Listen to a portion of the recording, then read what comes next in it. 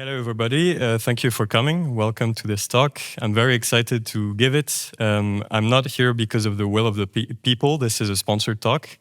But I'd still like to thank the ADC for the opportunity, and I'm very grateful to be here to talk about this. So I'm very pleased to see this year not 2, not 3, but 4 talks talking about frequency domain convolution in some aspects.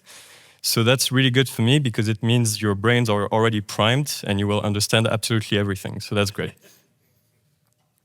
For my introduction, I'm going to start with some basic DSP stuff. I might bore some of you, but I think it's really important for everyone to be on the same level. So here is a random FIR filter. It's time invariant, so it doesn't change with time, and it's linear. So that makes it a LTI system. And an LTI system can be described just by its impulse response, which for us in audio is typically real valued, or its frequency response, which for us in audio is typically complex valued, but also for other people as well. So that means it has a magnitude and a phase, and we can go back and forth between the two using a Fourier transform or an inverse Fourier transform. Great, so we want to apply the frequency response of this filter to an input signal. And to do that, there's 2 more very famous properties of LTI systems, which is number 1, the output is the convolution between the input and the impulse response. Convolution is just a mathematical operation, and the operation is right here. The second thing is that convolution in the time domain is multiplication in the frequency domain, and you've heard that many, many times. So you can just go in the frequency domain and you can multiply, and it's a simple multiplication. It's not a dot product or cross product or anything fancy. You just multiply each frequency bin with each other, and you get the output in the frequency domain.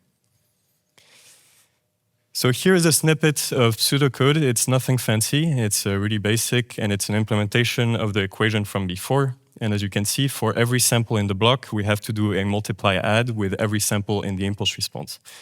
With respect to the size of the impulse response, this is O of n. So as the impulse response gets bigger, this would get more expensive in a linear fashion. The big question is, can we do better in the frequency domain? And you and I both know that it is possible. But immediately at first glance, it's not very obvious because first of all, you have to go in the frequency domain and back. So you have to do Fourier transforms in real time, which obviously adds overhead. And secondly, in general, complex operations are more expensive than normal operations. So that means you're just going to have to do more CPU stuff, basically. It's a very scientific term. I bet you didn't expect to see Kennedy and Khrushchev at this presentation, but basically, because there's been so many presentations about the FFT this year and in previous years, I figured I'd offer something a bit different. So here's a slight tangent. It's the 50s, and all the major powers are competing for who's going to destroy the humanity. And it gets quite bad. Every major nation is doing hundreds of tests a year, and people are just breathing in nuclear fallout, which is not great. We have microplastics. They had nuclear fallout. And so it gets bad to the point where in 1963, they decide to sign a treaty basically agreeing to restricting tests. And the question is, how do you make sure everyone is complying? Because you can sign stuff, but if no one holds you accountable, it's not interesting. So for atmospheric tests, it's quite straightforward. You just measure radioactive isotopes in the air, and if the wind is coming from over here while you measure a spike, then that means that something probably happened over here. For underground and underwater tests, it's slightly more complicated. You have to measure shock waves using either a hydrophone or a seismograph. And as you can see, shock waves and earthquakes look pretty similar. So you have to go in the frequency domain to be able to make any kind of informed conclusion. So the problem is in the 60s, the best supercomputers of the world take a full day or more to compute DFTs of the size that we're talking about. And you have to be able to do many of those in a day and do it reliably. I'm using my mouse to change slides. So around the 60s, Mr. John Tuckey, the guy on the right, had a meeting with Kennedy, and the legend goes that he was quite bored. The meeting was not very interesting, and so he was scribbling on a napkin, and those scribbles were the beginning of what we now call the modern Radix 2 FFT. I call it a myth because I couldn't find a verifiable source, but it's said that this happened. So 5 years later, Mr. Cooley and Tuckey published their very famous paper on the FFT. And for the first time, the complexity of computing a Fourier transform goes from O(n) squared to O(n) log n. It's not actually the first time because Gauss discovered this exact algorithm 150 years before, but he didn't publish his results, and he also didn't have a computer. So it's not super useful. For the purpose of this presentation, I'm going to treat the FFT as a black box. So you put in a time domain signal, and it spits out its frequency domain representation. It's fully reversible, and it's O(n) log n. And that's all we need to know for this. So then a year later, after that paper, Thomas Stockham, who you may know as the inventor of the digital tape format, aka cassette, he read that paper and immediately started looking at how it might be used for real-time convolution. And so he wrote a also very important paper, which is sadly less famous, where he discusses two very important things. Number one, the input can be split into sections. He calls it section, we call it blocks, but it basically means that you can do real-time processing. And secondly, he introduces something called the overlap add algorithm. And to see why that's useful, we first have to try our own hand at writing such algorithms. So the first caveat and the first common pitfall is that you're going to need to make sure your inputs are the correct size. The reason is if you take the convolution between a signal of size A and a signal of size B, the output is A plus B minus 1. So in this code, if those time domain and frequency domain arrays are too short, you won't have enough space to actually fit your output, and it won't truncate it. It will actually wrap back to the start, which is a form of aliasing.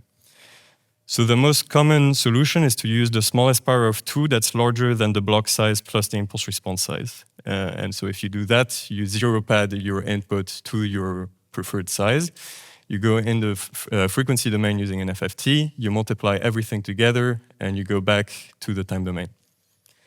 The problem is our output looks like this. So we have the first B samples that can be sent right away, but we have all this remainder that needs to go somewhere. And so the overlap add and later the overlap save are two very common and accepted ways to deal with that problem. It's a lot of text, but I'll send the slides at the end, so if you really want to read through, you can. But I'll just tell you that for overlap adds, the way you solve it is with an output buffer. So you are continuously writing the output of your convolution to this buffer, and you send the first B samples of the buffer to the output, and you clear them, you set them to 0. So you're always saving that remainder somewhere and reusing it on the next cycle. Overlap save is a little bit more mysterious. The way it works is with an input buffer. And if you write your block at the correct spot in the input buffer, then you can just do the frequency domain convolution and take the samples you're interested in and chuck out the ones that you're not interested in. So that means that for overlap save, it has, well, the benefit is that it doesn't have step 3 here, which is to add the entire output to the buffer. You can skip that entirely and just discard what you're not interested in, which means that it's slightly faster. In my test, I found that it was only a smidge faster because at the end of the day, you're still doing an FFT, an inverse FFT, and a bunch of complex multiplications. So the addition, the addition is not really important. Here is the performance of the OLS on an Intel i7 chip running a stripped-down version of Linux. And basically, I was using Google benchmarks to run it over and over with different impulse responses sizes. As we can see, it's O of n. Well, it looks O of n.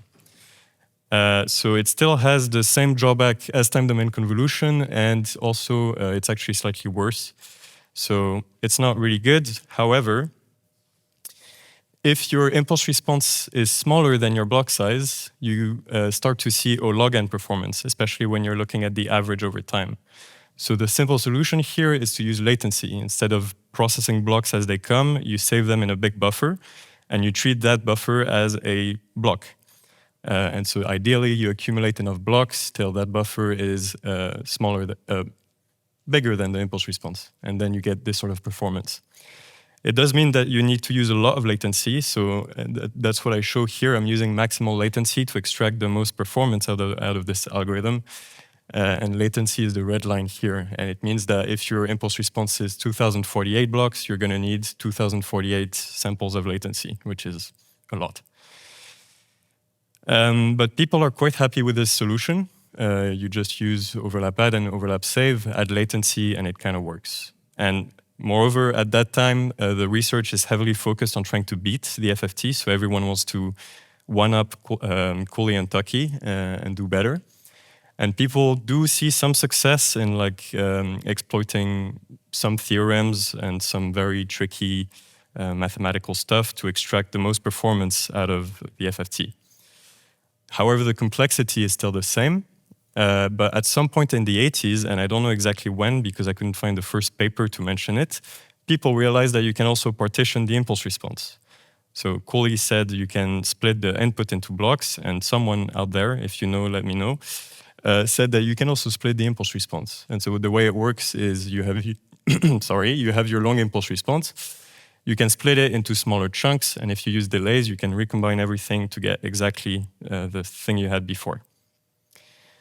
It also works in the frequency domain, so that's good for us. And when the filters are all the same size, that's what we call a uniform partition scheme, which can be described with just two values, which is the part size P, the size of the filter, and the multiplicity, which is a fancy way of saying the number of filters.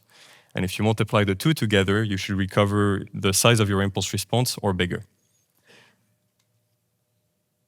So it begs the question, is it better to do a couple of big convolutions like we were doing before, or many tiny convolutions? To find out, let's first implement it. So here is a implementation that I dubbed the uniform convolver. I didn't come up with this at all, but basically, you take your block, you pad it to the FFT size that you wanted, and you store that in a frequency domain buffer. Then you take that block and you convolve it with the first chunk of the impulse response. You take the block before that and you convolve it with the second chunk, the block before that with the third chunk, and so on. And then if you recombine the filters in the frequency domain instead of the time domain, you can get away with just using one inverse Fourier transform instead of having one for each subfilter. Obviously, you still have the problem of the remainder, so you need to manage that using either overlap add using a output buffer, which is what I show here, but you can also just use a overlap save and add a buffer at the end as well. So here is the performance of that thing. There's some math. Again, I'll send the slides at the end, so you can go through the math and make sure I'm not saying the wrong things. But basically, what it comes down to is with this uniform partition scheme, your cost will be linearly proportional to the size of the impulse response L. And it will also be logarithmetically proportional to the filter size P, and log n, basically. We don't have control over the size of the impulse response, but we have control over the size of the filters. So that means that we need to use the smallest filters possible, aka we need to use many small convolutions rather than a few large ones. However, if we start playing with latency, we get a whole new equation. Again, you can go through the math afterwards. Here is the equation I want you to focus on at the bottom here. It's proportional to the impulse response divided by the part size, and it's O log n proportional to the part size. So that behaves a little bit weird, and I did the math, and beyond the threshold where the impulse response is roughly 4 times the size of the block size, any amount of latency help, and if you have access to a latency and you can get away with it, use as much as you can, and you'll get the best performance. However, latency helps with the average CPU loads because you're collecting blocks, and then once in a while you're doing one big convolution. So it means that most of the time you're doing nothing, and then you have one spike, which is what is shown here. And if you're not careful, that spike could excess? Yeah, we'll go with it. Exceed, thank you. Exceed the threshold for real time, and you'll get a frame drop. So it's not super ideal to use too much latency. Without latency, this is what we get. So in red here, we have the overlap save algorithm. In green, we have the time domain convolution. And in blue, we have the uniform convolution. And this is a log-log plot. So the x-axis is logarithmic and the y-axis is logarithmic, which means that uniform convolution on average is 10 times faster. But now it's the 90s, and we need to do even better, because uniform convolution can handle impulse responses in the realm of 0 to 150 milliseconds. Reverb is longer. So people want to be able to go to cathedrals, they want to be able to go to churches, take a recording, and apply that reverb to their sounds in the studio.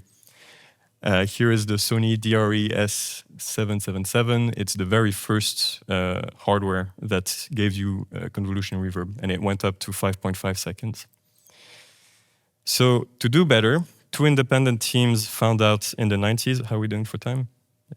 Oh, wow. That we can actually get away with not having uniform filters. So what you do here is you notice the later subfilters are not needed right away. You can give them a block and make them do their processing, but you don't actually need the output right now. So that means you can use more latency without actually delaying anything. And that means you can handle bigger convolutions. So it makes more sense to increase the part size as you go further along the impulse response.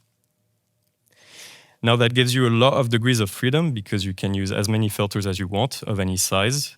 So you have to impose some constraints to be able to make any decisions.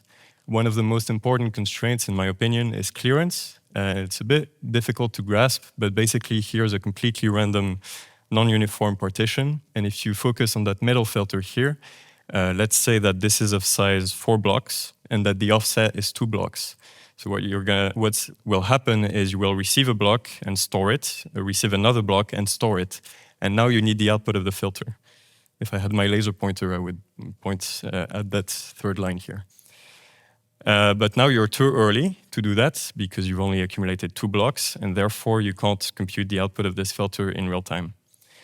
The difference between how many blocks you need to accumulate and the time it takes to do so is the clearance. Yeah, that's right.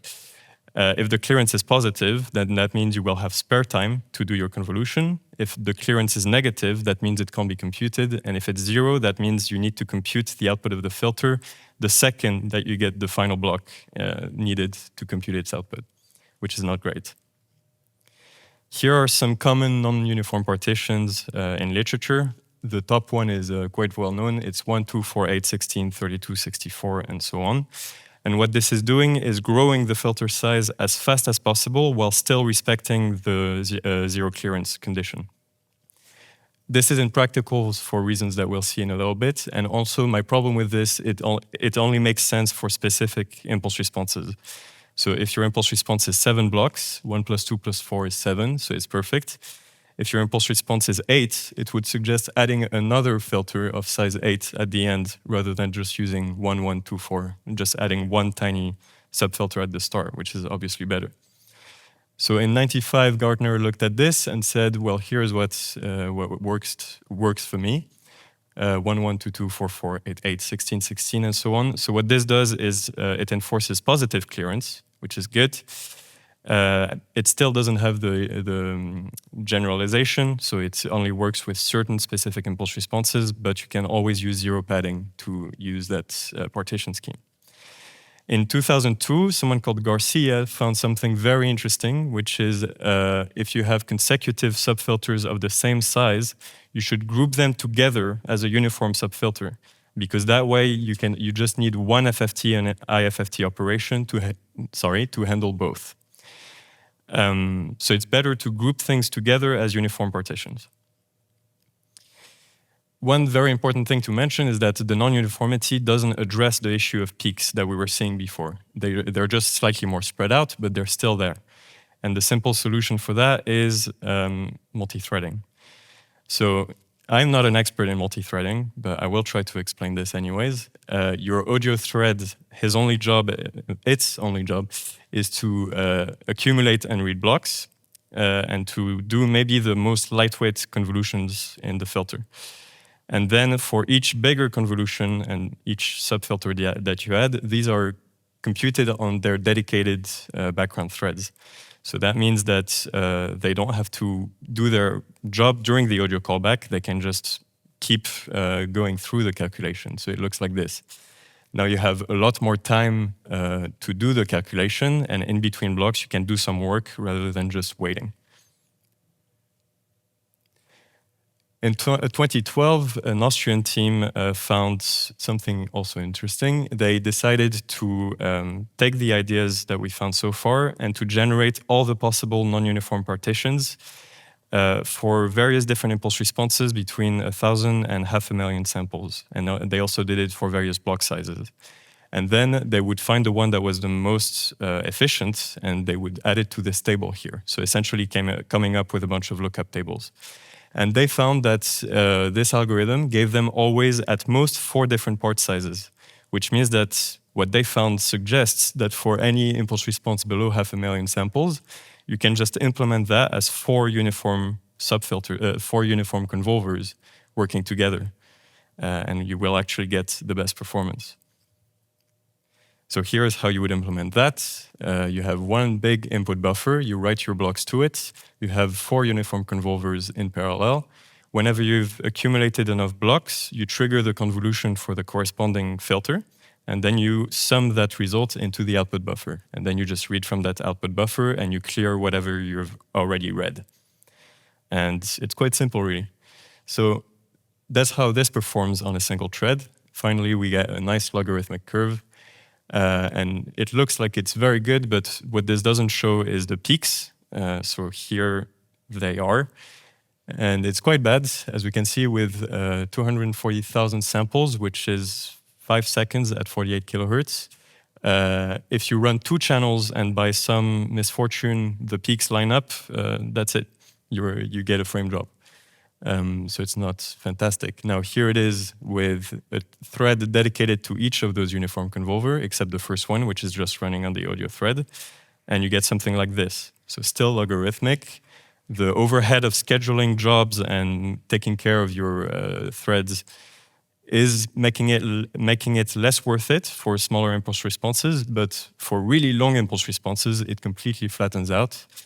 In fact, in FL Studio, there is a built-in convolver called FFT Convolver, and you can load in a 10-minute WAV file as an impulse response, and it will happily do it, and it will barely use any CPU, which is crazy. So as a conclusion, I'll leave you with this slide, which summarizes everything in nice bullet points and a decision tree, sorry.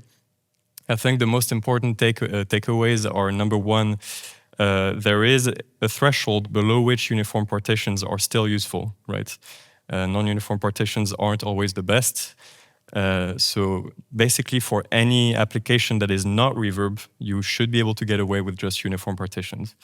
If you're then going to impulse responses beyond 150 milliseconds, then you might want to look at non-uniform partitions. If you are going to go that route, I would suggest implementing non-uniform partitions as multiple uniform stages in parallel, because then you will be able to use fewer FFTs and inverse FFTs. And if you need to handle really long impulse responses for some reason, then you can always use background threads to be able to handle those. These are my sources. These are some must-watch. On Monday, someone already shared some YouTube videos that are in that playlist. So if you haven't watched them already, this is your reminder too. And here's an interview with James Cooley, and it's a full transcript, so it's quite interesting. He says that he met Tuckey during square dancing, which is quite funny to me. Thank you.